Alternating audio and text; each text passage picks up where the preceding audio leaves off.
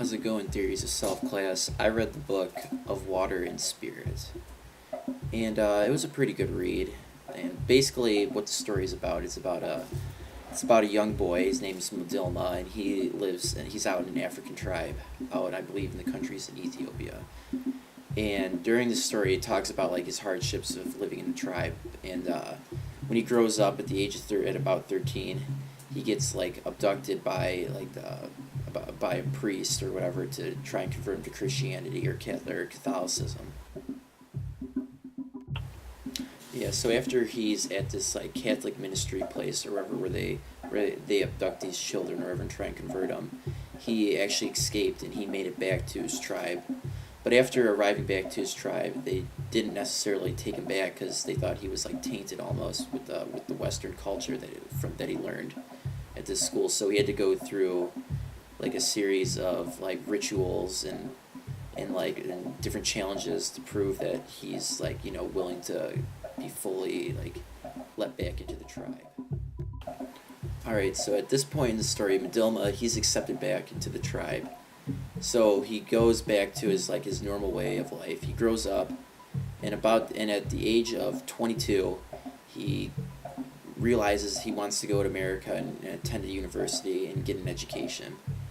So he makes this trip. He gets into a college, and at this college he realizes he's going to write a story about his life, which is the biography which I'm describing right now of Water and Spirit. So he's writing this story at the time because he realizes that this is going to be this is a big deal.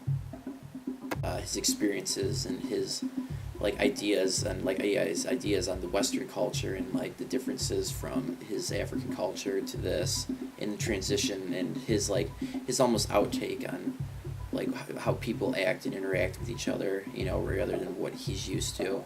So basically that's what this story is about. It's about his view, his the African outside view on a Western culture, and how different and similar they are at the same time. So overall, I thought this book was a good read. It's good for anyone that likes fictional books or biographical information, and it's also good for anyone that wants to learn like another culture. And it's very well written in the sense that the person that wrote this book, it's very detailed, and the fact that it's a biography about a person growing up in African culture and then attending a university in the U.S. Makes the story, I believe, a lot better written. And I'd highly recommend it to anyone that is just interested maybe about learning about any like the African culture, and maybe possibly the hardships of growing up, in a time of like oppression in Africa. And yeah, that's the book of Water and Spirit.